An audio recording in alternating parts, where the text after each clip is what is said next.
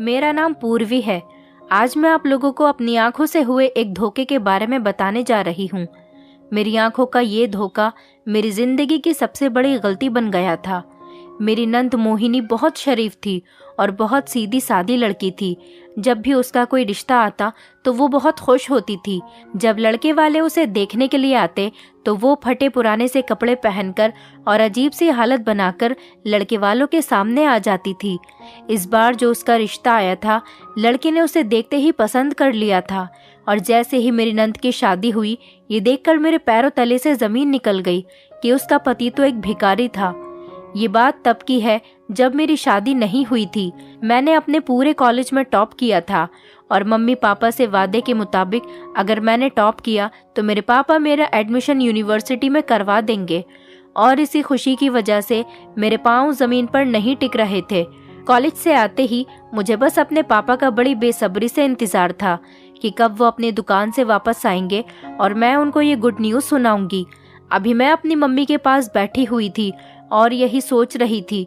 थोड़ी देर बाद ही मेरे पापा काम से लौट आए। मैं अपने पापा की लाडली थी और उनकी छोटी बेटी थी।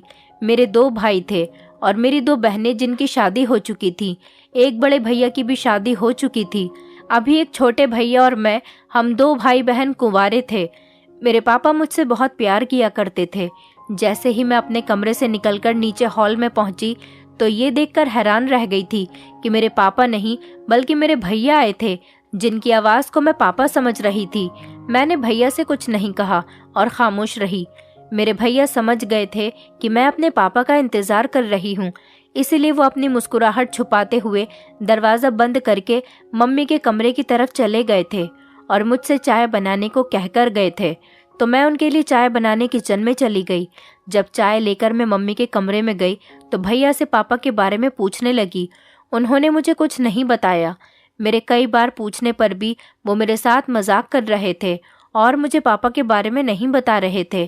फिर मुझे गुस्सा आ गया और मैंने गुस्से में आकर उनसे पापा के बारे में पूछा, भैया आप क्यों मजाक कर रहे हो? बताते क्यों नहीं हो? पापा कहाँ हैं? और इतनी देर हो गई है, पापा अभी तक घर क्यों नहीं आए? पहले तो भैया मम्मी की तरफ देखकर हंसने लगे, फिर मेरी तरफ देखकर कहने लगे, पूर्वी आज दुकान पर कस्टमर ज्यादा हैं, इसलिए पापा आज थोड़ा लेट आएंगे। जाओ तुम खाना खाकर सो जाओ, तुम्हें नींद आ रही होगी।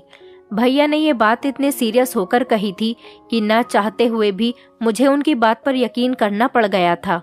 और फिर मैं ऊपर अपने कमरे की तरफ जाने लगी थी कि फिर मैंने सोचा कि इतनी जल्दी मुझे नींद नहीं आएगी, इसलिए मैं दोबारा जाकर मम्मी के कमरे में भैया और मम्मी के पास बैठ गई। मम्मी और भैया मुझे हैरान नजरों से देखने लगे। कहने लगे, क्या हुआ? सो जाओ जाकर, तुम्हें अभी तक नींद नहीं आ रही? मैंने तुमसे कहा तो है पापा आज लेट आएंगे। मैंने भैया से कहा कि कोई बात नहीं, मुझे इतनी जल्दी नींद नहीं आती, मैं आप लोगों के साथ बैठकर यहाँ पर पापा का इंतजार कर लेती हूँ। इतनी ही देर में दरवाजे की बेल बजने लगी। मैं फौरन ही भागकर दरवाजा खोलने के लिए चली गई। दरवाजा खोलते ही मेरे पापा मुस्कुरा रहे थे और मुझे देख रहे थे। मैं उनको देखकर खुश हो गई और फौरन उनके गले से लग गई। वो भी मुझे देखकर हंस रहे थे, जैसे उन्हें पता हो कि मैं उनके इंतजार में थी और मैं ही दरवाजा खोलने वाली हूँ। मैंने अपनी खुशी की वजह अपने पापा को बता दी। वो भी बड़ी खामोशी से मेरी बात को सुन रहे थे। शायद उन्हें पता था कि मुझे यही बात उनसे करनी थी। मैंने पापा को अंदर बुलाया और उनसे कहने लगी, पापा आप तो आज लेट आने वाले थे। पापा कहने लगे, तुम्हें ऐसा किसने कहा? मैंने कहा, ऐसा तो मुझे भैया बता रहे थे। भैया पापा को देखकर हंसने लगे और कहने लगे, पापा मैं पूर्वी के साथ मजाक कर रहा था। मेरे पापा से यही शर्त लगी हुई थी कि अगर मैंने कॉलेज में टॉप किया तो पापा मेरा यूनिवर्सिटी में एडमिशन करवाएंगे। अब पापा ने अपनी शर्त पूरी कर दी थी, इसलिए उन्होंने मेरा एडमिशन शहर की अच्छी यूनिवर्सिटी में करवा दिया था और पापा ही मुझे यूनिवर्सिटी से लेकर आते थे और यूनिवर्सिटी ही छोड़कर चले जाते थे। मैं अपनी लाइफ में बहुत खुश थी क्योंकि मेरी फैमिली बहुत अच्छी फैमिली थी। धीरे धीरे कुछ साल गुजर गए और मेरी पढ़ाई भी कंप्लीट होने वाली थी। मेरा आखिरी साल चल रहा था। यूनिवर्सिटी में मेरी मुलाकात एक लड़के के साथ हो गई। वो देखने में काफ़ी हैंडसम था। उसने बातों ही बातों में मुझसे फ्रेंडशिप कर ली और हमारी फ्रेंडशिप धीरे धीरे प्यार में बदल गई। आज हमारी फेयरवेल पार्टी थी और उस दिन उसने मुझे शादी के लिए प्रपोज कर दिया और कहा था कि वो मेरे घर पर रिश्ता भेजना चाहता है। उस लड़के का नाम प्रतीक है। मैंने प्रतीक से 2-3 दिन का टाइम मांगा था क्योंकि मुझे अभी इस बारे में सोचना था और अपनी फैमिली को भी तैयार करना था। घर आकर मैंने बड़ी सोचते सोचते अपनी मम्मी से इस बारे में बात की थी। मेरी मम्मी ने इस बारे में पापा से बात करके जवाब देने के लिए कहा था। सारी रात बेचैनी की वजह से मुझे नींद नहीं आई थी कि न जाने मेरे पापा मेरे बारे में क्या सोचेंगे, इसलिए मैं अपने कमरे से भी बाहर नहीं निकली थी। पापा और भैया मेरे कमरे में आ गए और मुझे बड़ी हैरानी की नज़रों से देखने लगे। कभी ऐसा नहीं हुआ था कि मैं सुबह उठते ही अपने पापा से नहीं मिलती थी, तो आज कैसे अपने कमरे से बाहर नहीं निकली थी। पापा मेरा इंतज़ार करते करते मेरे कमरे में आ गए थे क्योंकि उन्हें सुबह 10 बजे तक अपनी इलेक्ट्रॉनिक शॉप पर भी जाना होता था। पापा ने मुझसे कहा, क्या हुआ पूर्वी, आज तुम अपने कमरे से बाहर क्यों नहीं निकल रही हो, जबकि तुम तो रोज 7 बजे ही उठ जाती हो। पापा और भैया के पीछे पीछे मम्मी भी मेरे कमरे में आ गई थी। मुझे लगा कि शायद मम्मी ने पापा को इस बारे में कुछ नहीं बताया, तो मैंने हैरान होते हुए मम्मी की तरफ देखा। पापा कहने लगे कि तुम्हारी मम्मी ने मुझे सब कुछ बता दिया है। मैंने पापा से कहा, मेरी आपको फेस करने की हिम्मत नहीं हो रही थी। पापा ने कहा, ये कोई गलत बात नहीं है बेटी, तुमने हमें अपनी पसंद के बारे में बताया, ये तो अच्छी बात है। बच्चों को गलत कदम नहीं उठाना चाहिए, बल्कि अपनी पसंद के बारे में अपने पेरेंट्स को पहले ही बता देना चाहिए। तुम उस लड़के को कॉल करो और उससे कहो कि इस संडे को अपनी फैमिली को हमारे घर तुम्हारा रिश्ता लेकर भेज दे। मैं इस बात पर बहुत खुश हुई थी और झट से अपने पापा को गले लगा लिया था और प्रतीक की फैमिली ने भी मुझे बहुत पसंद कर लिया था। दोनों फैमिली की रजामंदी से हम दोनों की शादी हो गई थी। मेरी ससुराल में मेरी सास थी। मेरे पति के पापा की डेथ 2 साल पहले ही हो चुकी थी। प्रतीक की एक जवान बहन भी थी जो बहुत ज्यादा खूबसूरत थी और पढ़ी लिखी थी। प्रतीक की माँ बीमार रहती थी, जबकि प्रतीक की बहन मोहिनी शादी के बाद मेरी बहुत अच्छी फ्रेंड बन गई थी। मेरे पति की फैमिली भी बहुत अच्छी थी। मेरी सास हमेशा मुझे दुआएं देती थी और नंद हमेशा हंसी मजाक करती रहती थी। मेरी सास और नंद बिल्कुल भी बुरी नहीं थी, बल्कि मैं तो कहती हूँ कि जैसी मेरी सास और नंद हैं, भगवान ऐसी नंद और सास सबको दे। मेरी सास ने हमेशा मुझे अपनी बेटी की तरह समझा और मेरी नंद ने मुझे हमेशा अपनी बड़ी बहन समझा था। मेरी नंद बहुत शरीफ लड़की थी। वो हमेशा से ही अपने भाई के साथ ही कॉलेज जाती थी और उसके साथ ही कॉलेज से वापस आती थी। वो घर से भी ज्यादा नहीं निकलती थी और मोबाइल भी इस्तेमाल नहीं करती थी। वो हमेशा घर के कामों में लगी रहती थी या फिर अपनी पढ़ाई में बिजी रहती थी। मैंने उसके अंदर कभी कोई गलत हरकत नहीं देखी थी। वो बहुत ही अच्छी, सुलझी और समझदार लड़की थी। उसकी पढ़ाई कंप्लीट होने वाली थी। मेरे पति को उसकी शादी की फिक्र हो गई थी, लेकिन अभी हमने उसकी शादी के बारे में सोचा ही नहीं था कि मेरी सास की अचानक तबीयत खराब हुई और वो इस दुनिया को छोड़कर चली गई। ये सदमा हमारे दिल के लिए बहुत बड़ा सदमा था, लेकिन मेरी सास की ख्वाहिश थी कि वो अपनी बेटी की शादी जल्द से जल्द करना चाहती थी। मेरे पति ने अपनी माँ की ये ख्वाहिश पूरी करने के लिए उनकी मौत के 1 महीने बाद ही अपनी बहन के लिए रिश्ता तलाश करना शुरू कर दिया। मैं और मेरे पति आजकल अपनी नंद के लिए रिश्ते ढूंढ रहे थे। मेरी नंद के लिए जो भी रिश्ता आता वो घबरा जाती थी। वो बहुत सीधी थी। उसने कभी दुनिया की लड़कियों जैसा फैशन भी नहीं किया था। यहाँ तक कि वो मेकअप करना भी नहीं जानती थी।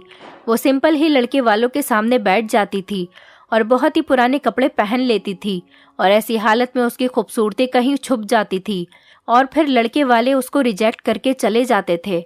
मगर इस बार जो उसका रिश्ता आया था, लड़के ने देखते ही मेरी नंद को पसंद कर लिया था और हमारे घर में शादी की तैयारी शुरू हो गई थी। हमें भी लड़का और उसकी फैमिली पसंद थी और किसी तरह से मेरी नंद की शादी हो गई थी और मेरे पति अपनी जिम्मेदारी से फ्री हो गए थे और वो अपनी ससुराल में बहुत खुश रहती थी। एक दिन मैं मंदिर गई थी तो मंदिर की सीढ़ियों पर अपनी नंद के पति को देखकर मेरे पैरों तले से जमीन निकल गई थी। वो मंदिर की सीढ़ियों पर खड़ा हुआ लोगों से भीख मांग रहा था और आते जाते लोग उनको पैसे दे रहे थे और मेरी नंद का पति बड़ी खुशी और सुकून के साथ लोगों से भीख मांग रहा था। कोई भी देखने वाला उनको भिखारी ही बता सकता था। मैं सड़क पार करके मंदिर की तरफ बढ़ ही रही थी कि अचानक मेरे मोबाइल पर मेरे पति की कॉल आ गई। उन्होंने मुझसे कहा कि जल्दी घर आ जाओ, घर पर मेहमान आए हैं। कॉल से ध्यान हटाकर मैं सीधा पहले अपनी नंद के पति की तरफ जाने लगी, जो मंदिर की सीढ़ियों पर बैठे हुए हमारी इज्जत नीलाम कर रहे थे। मैं बहुत गुस्से में उनकी तरफ जा रही थी, लेकिन मेरे जाने से पहले ही वो वहां से जा चुका था। मैं रिक्शा करके जल्दी से अपने घर की तरफ चली गई।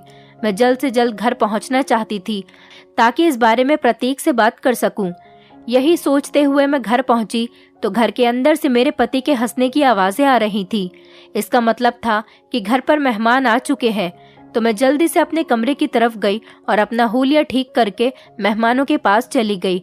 लेकिन वहां मौजूद मेहमान को देखकर मेरे पैरों तले से जमीन निकल गई थी, क्योंकि वहां पर कोई और नहीं, मेरी नंद का पति मेरे पति से बातें करने में बहुत बिजी था।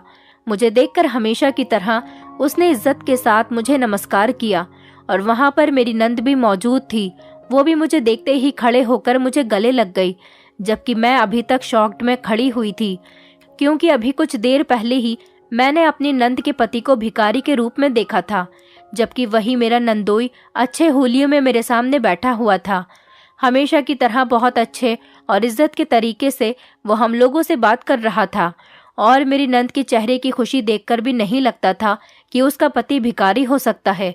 अपना बड़ा सा बंगला, बड़ी सी कार और बहुत सारे सोने के जेवरात पहने हुए उसे देखकर नहीं लगता था कि वो अपने ससुराल में खुश नहीं है। लेकिन मैं उस इंसान की शक्ल को नहीं भूल पा रही थी जिसको मैंने मंदिर की सीढ़ियों पर बैठे हुए देखा था। मेरी कुछ भी समझ में नहीं आ रहा था कि मैंने किसको देखा था।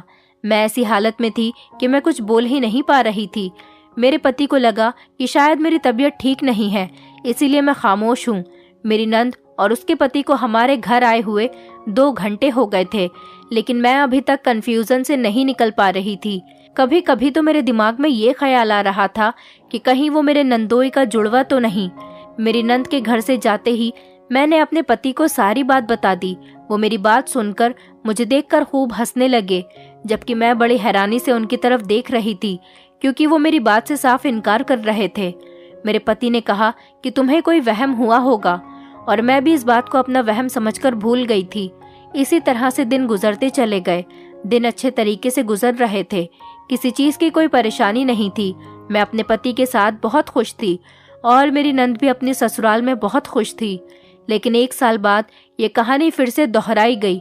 मेरी नंद और उसके पति की एनिवर्सरी थी और उसने हमें इनवाइट किया था। मैं शॉपिंग करने के लिए मार्केट गई थी ताकि अपनी नंद के लिए गिफ्ट ला सकूं, और घर वापस लौटने से पहले मैंने ड्राइवर से मंदिर की तरफ जाने के लिए कहा। मैं रोज प्रार्थना करने के लिए मंदिर जाती थी, क्योंकि मेरी शादी को काफी टाइम हो गया था। अभी तक मेरे पास कोई औलाद नहीं थी। मैं आज मंदिर में भिखारियों को खाना बांटने के लिए गई थी।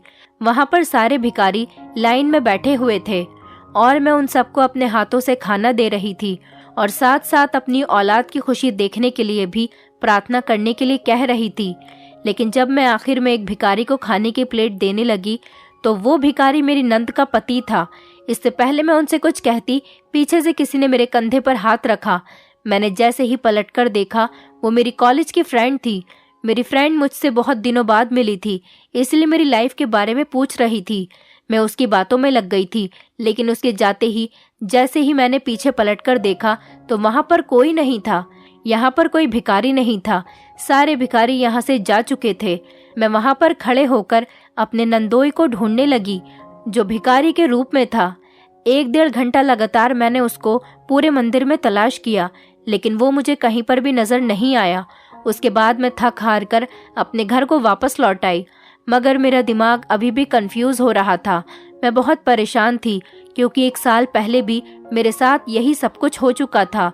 मेरी नंद का पति, जिसको मैंने भिखारी की हालत में देखा था, आज फिर वही भिखारी था जो मेरा नंदोई था। और आज मैंने अपने पति से इस बारे में क्लियरली बात करने का फैसला कर लिया था। मैं दरवाजे के पास खड़ी हुई टहल रही थी। जैसे ही मेरे पति घर में दाखिल हुए, उन्होंने मेरी तरफ देखा तो मैं चेहरे से ही परेशान लग रही थी।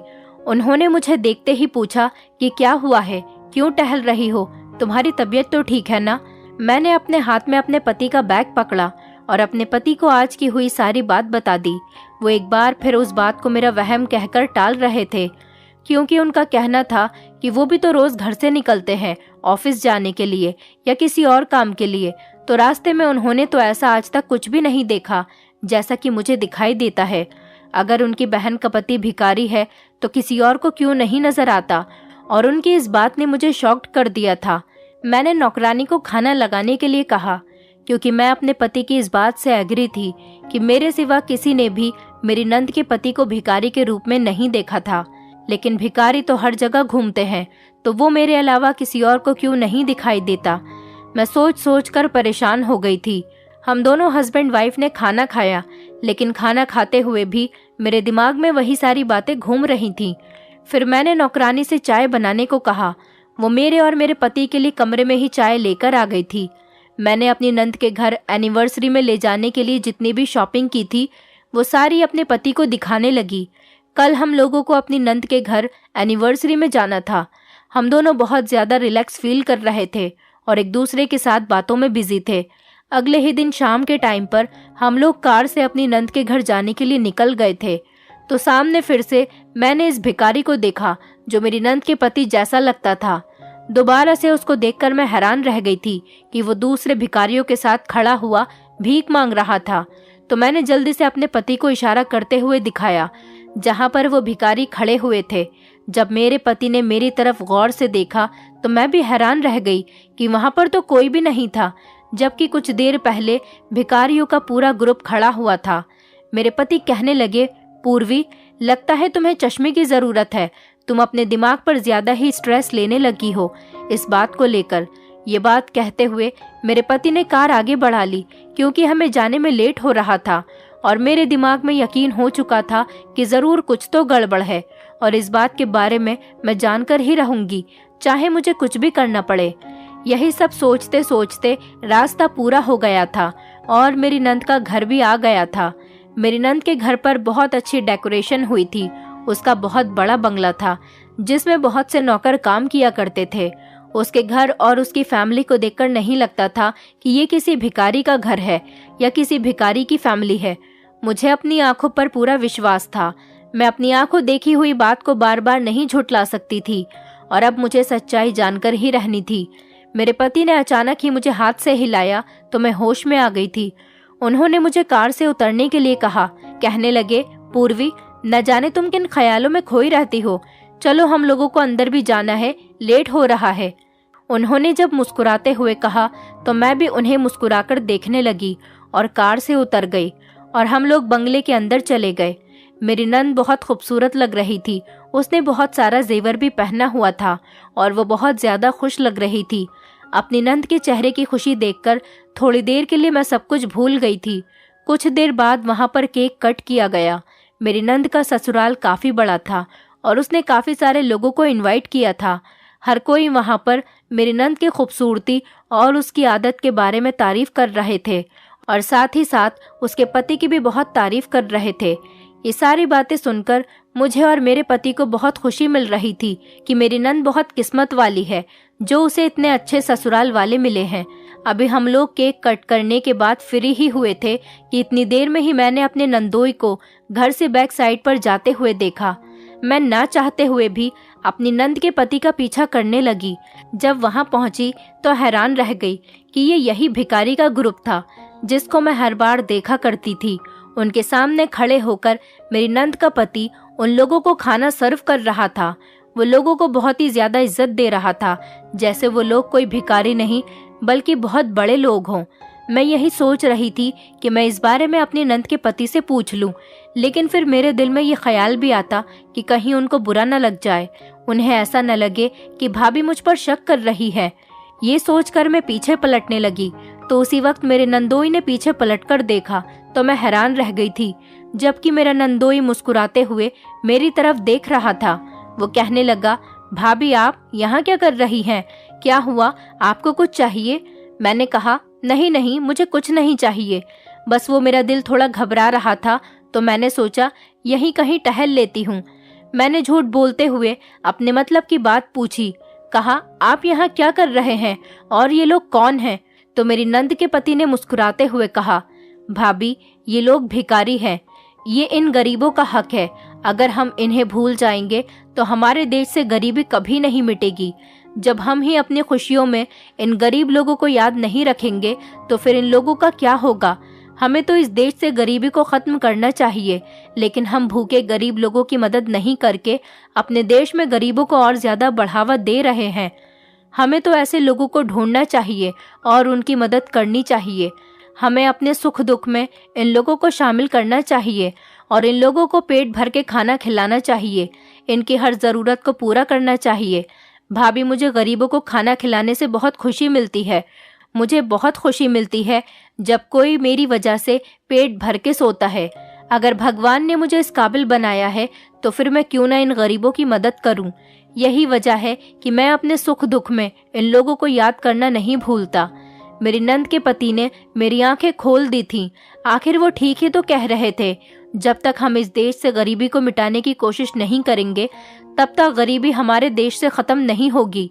मुझे तो उसके सामने खड़े हुए बड़ी शर्म आ रही थी, क्योंकि मेरे दिमाग में तो उसके खिलाफ कुछ और ही चल रहा था कि मैंने किसी नेक इंसान के लिए अपने दिमाग में घटिया सोच रखी हुई थी।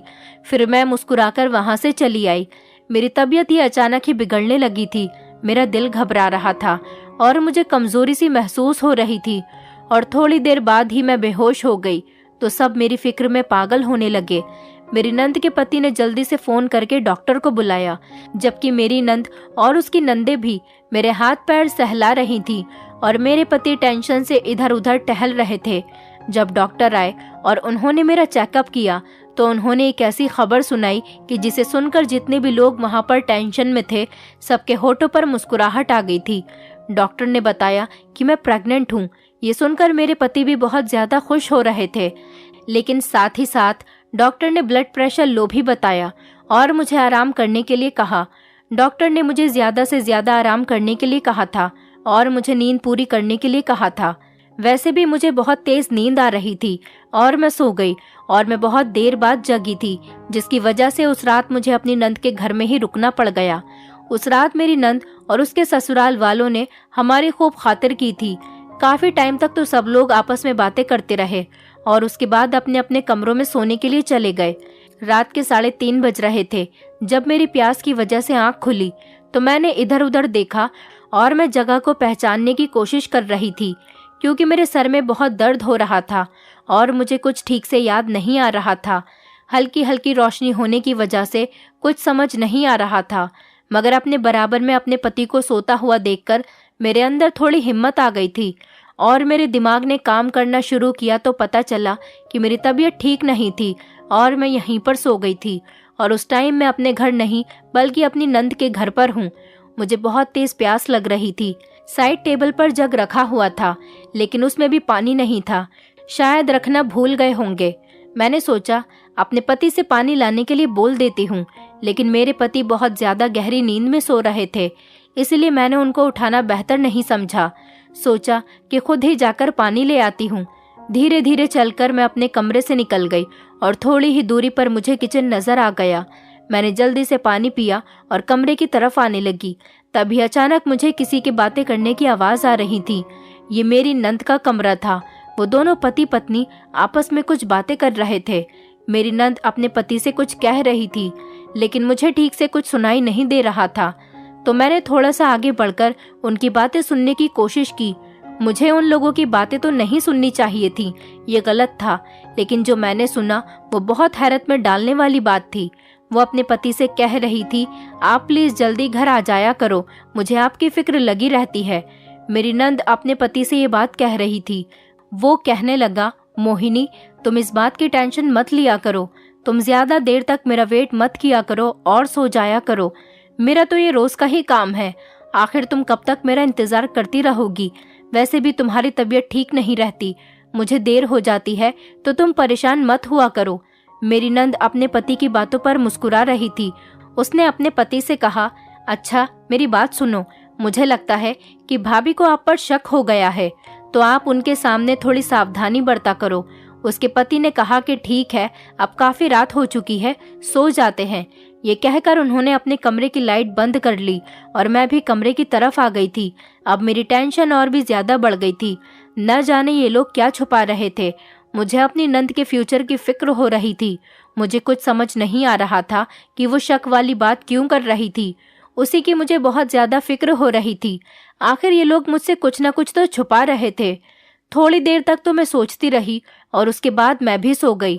सुबह हम सब लोग एक साथ बैठकर नाश्ता कर रहे थे। मैं बड़ी गौर से अपने नंदोई की तरफ देख रही थी और उसकी बातें नोटिस करने की कोशिश कर रही थी। तभी अचानक मेरे पति ने कहा कि पूर्वी, तुम्हें अब अपने खाने पीने का बहुत ज्यादा ध्यान रखना है। मैं अपने पति की बात पर मुस्कुरा दी थी, लेकिन मुझे कुछ खाने का मन नहीं कर रहा था। लेकिन सबके कहने के मुताबिक मैं फिर भी थोड़ा बहुत खा रही थी। नाश्ते के बाद मेरे पति ने मुझसे घर चलने के लिए कहा, जबकि मुझे यहाँ पर रुककर सच्चाई का पता लगाना था और मैं यहाँ पर रुकना चाहती थी, लेकिन मेरे दिमाग में यहाँ पर रुकने के लिए कोई बहाना समझ नहीं आ रहा था। लेकिन अचानक मेरी नंद बोल पड़ी और मेरे पति से कहने लगी, आज रात तक और भाभी को यहाँ पर रुकने दीजिए। अब तो आप घर जाते ही ऑफिस चले जाओगे तो भाभी घर पर अकेली रह जाएंगी। आप भाभी को यहीं रहने दो। रात को जब आप ऑफिस से घर जाओगे तो भाभी को लेते चले जाना। मेरी हालत देखते हुए मेरे पति इस बात पर एग्री हो गए और मैं अपनी नंद के घर पर रात तक के लिए और रुक गई थी। मेरी नंद की नंदे और जेठानियां भी वहां पर रुकी हुई थी। मेरी नंद का पति अपने सब भाई बहन से छोटा था और अपनी पूरी फैमिली का लाडला था। मेरी नंद मुझे आराम करने के लिए कमरे में ले गई। मेरी नंद मुझे कमरे में छोड़कर आराम करने का कहकर खुद बाहर चली गई।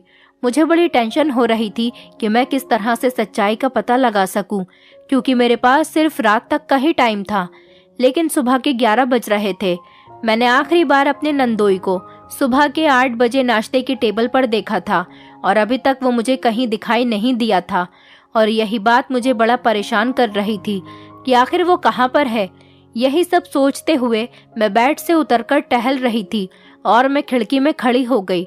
मुझे मेरा नंदोई घर के बैक साइड की तरफ दिख रहा था और साथ में उनके साथ वही भिखारी ग्रुप भी मौजूद था। मगर आज उन लोगों ने अच्छे कपड़े पहने हुए थे और वो लोग एक कमरे के अंदर चले गए और मुझे कुछ गलत होने का एहसास हो रहा था और मैं चुपचाप खड़े हुए वहां से सब कुछ देख रही थी। कुछ देर बाद जब वो लोग कमरे से बाहर निकले तो मेरे पैरों तले से जमीन निकल गई। जब वो लोग बाहर निकले तो भिखारी के कपड़े पहने हुए थे और सब लोग लाइन से खड़े थे, लेकिन मेरा नंदोई उन लोगों को कुछ समझा रहा था। ऐसा लग रहा था जैसे वो उन लोगों को किसी चीज की ट्रेनिंग दे रहा था। मैं बहुत कंफ्यूज थी कि आखिर ये सब कुछ क्या हो रहा था। वो उन्हें किसी परफेक्ट ट्रेनर की तरह समझा रहा था और वो उसकी बात मान रहे थे। दूर होने की वजह से ज्यादा समझ में कोई बात नहीं आ रही थी। अब मेरा नंदोई हाथ में मैप लेकर उन्हें कुछ समझा रहा था। वो शायद उनका काम करने का तरीका समझा रहा था। लगभग आधा घंटा मेरे नंदोई ने उन्हें ट्रेनिंग दी, जबकि मुझे उस पर बहुत ही गुस्सा आ रहा था और दिल कर रहा था कि अभी उसकी सारी सच्चाई सबके सामने खोल दूं, जो अमीर और जवान होने के बावजूद भी लोगों को लूट रहा था। वो लोग अपने अपने हुलिये बदलकर दूसरे दरवाजे से निकलकर बड़ी वैन में बैठकर चले गए, तो मैं भी वहां से हट गई और बेड पर आकर लेट गई। इतना सब कुछ देखने के बाद मेरे सर में दर्द और भी ज्यादा होने लगा था। मुझे हैरत इस बात पर हो रही थी कि मेरी नंद अपने पति का कैसे साथ दे सकती है। अभी मैं यही सब सोच रही थी और सोचते सोचते ही सो गई थी। लगभग 1 घंटे तक मैं कमरे में लेटी हुई सोती रही। जब मुझे जोर जोर से रोने की आवाज सुनाई दी तो मेरी आंख खुली और मैं जल्दी से अपने कमरे से बाहर निकली और सामने जो हो रहा था वो देखकर मुझ पर तो आसमान ही टूट पड़ा था, क्योंकि मेरी नंद बेहोश पड़ी हुई थी और सारे घर वाले रो रहे थे। मैं जल्दी से अपनी नंद के करीब गई और उसे होश में लाने की कोशिश करने लगी। मैंने पूछा, ये सब क्या हो रहा है? मोहिनी बेहोश कैसे हो गई? तो उसके ससुराल वालों ने बताया कि जहाँ पर इसका पति काम करता है वहाँ की फैक्ट्री में आग लग गई है। ये बात सुनते ही मेरे पैरों तले से जमीन निकल गई थी। कुछ देर पहले हंसी मजाक से भरा घर गम में बदल गया था, जबकि मुझ में तो इतनी हिम्मत भी नहीं थी कि मैं उन्हें बता सकूं कि आपका बेटा फैक्ट्री में काम करने नहीं बल्कि भीख मांगने के लिए गया था। मेरे पति भी ये खबर सुनकर ऑफिस से सीधा मेरी नंद के घर चले आए और अपनी बहन की हालत देखकर उनकी भी हालत नाजुक हो गई। सब लोग बुरी तरह से रो रहे थे, क्योंकि खबर ये मिली थी कि मेरी नंद के पति की डेथ हो गई थी। मेरी नंद का पति सब बहन भाइयों में सबसे छोटा और अपनी माँ का बहुत लाडला था। छोटा होने के बावजूद भी उसके घर वालों का कहना था कि वो बहुत समझदार था। मेरी नंद के ससुराल वालों का भी रो रो कर बुरा हाल था। मेरी नंद अपने ससुराल में बहुत खुश रहती थी। इस बंगले के अलावा और भी उनके काफी सारे घर थे और गांव में जमीन पड़ी हुई थी। सुनने में यही आया था कि मेरी नंद का पति बहुत अच्छी कमाई करता था। हमें रिश्ता करते टाइम तो फैक्ट्री का मैनेजर होने के बारे में बताया गया था और देखने से भी उनकी फैमिली पढ़ी लिखी और समझदार लगती थी और मेरी नंद को भी पलकों पर बिठाकर रखते थे। मगर शायद उसके पति की जिंदगी इतनी ही लिखी थी। वो बेचारी इतनी जल्दी विधवा हो गई थी। रात का टाइम होने वाला था, लेकिन मेरी नंद के पति का अभी तक कोई पता नहीं था।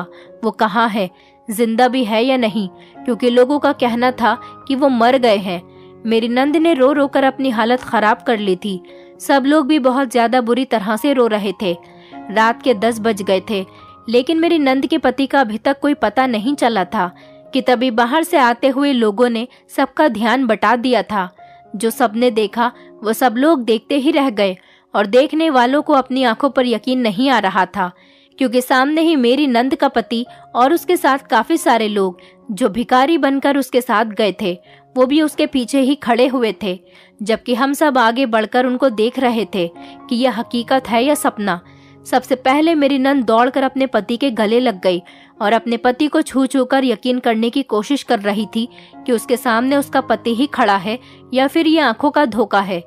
जबकि मेरे नंदोई ने मुस्कुराकर उसे यकीन दिलाने की कोशिश की कि वो उसका अपना पति है। फिर सब लोग मेरे नंदोई के करीब गए और उसका हाल पूछने लगे। मैं भी अपने नंदोई की तरफ गई और बड़ी हैरानी से उनकी तरफ देख रही थी, तो वो सबको अपने पास बैठाकर साथ होने वाले हादसे के बारे में बताने लगे और मेरी तरफ देखकर कहने लगा, भाभी, मैं जानता हूँ आप पहले दिन से ही मुझ पर शक कर रही हैं कि कैसे मैंने आपकी नंद को पसंद कर लिया, जबकि दूसरे लोग आपकी नंद के सादेपन को देखकर इनकार कर दिया करते थे।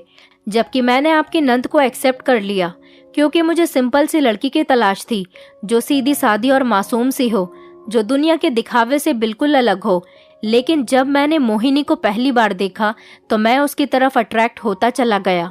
मुझे हमेशा ही ऐसी लड़की की तलाश थी और वो सारी क्वालिटीज मेरी पत्नी के अंदर मौजूद थी। तभी मैंने मोहिनी को पसंद किया।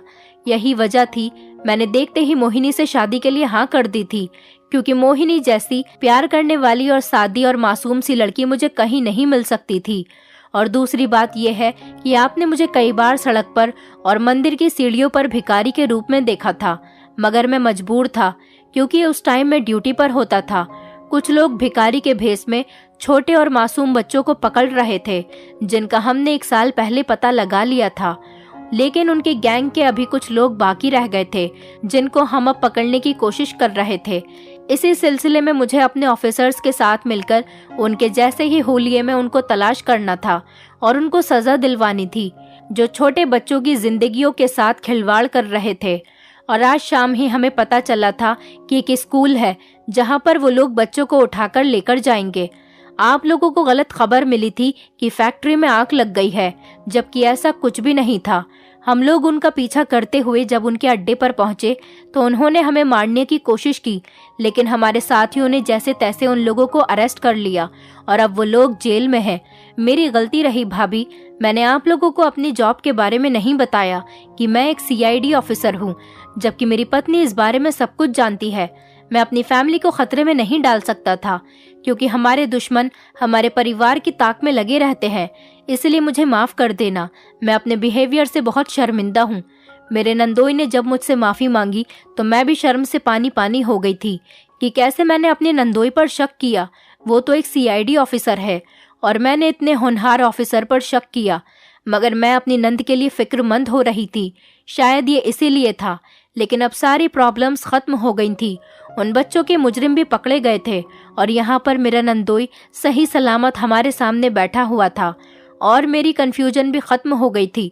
मुझे अपने नंदोई पर बहुत गर्व हो रहा था और अपनी नंद की जिंदगी पर खुशी हो रही थी कि उसे जिंदगी गुजारने के लिए बहुत प्यारे रिश्ते मिले हैं और आखिरकार भगवान ने मुझे शादी के इतने सालों बाद औलाद की खुशी भी दिखा दी थी। मैंने एक प्यारी सी बेटी को जन्म दिया था और मैं अपनी बेटी के भाग्य की हमेशा प्रार्थना करती हूँ। मैं भगवान से प्रार्थना करती हूँ कि जैसी प्यार करने वाली ससुराल मुझे मिली और जैसी मेरी नंद को मिली, ऐसी ससुराल हर बेटी को मिलनी चाहिए और हर लड़की की जिंदगी हंसी खुशी गुजरे। दोस्तों, उम्मीद करती हूँ आपको हमारी कहानी पसंद आई होगी। कहानी पसंद आई है तो वीडियो को लाइक करें, चैनल पर नए हैं तो चैनल को सब्सक्राइब करें और हाँ, नोटिफिकेशन बेल को जरूर दबाएं ताकि अगली अपडेट सबसे पहले आपको मिले।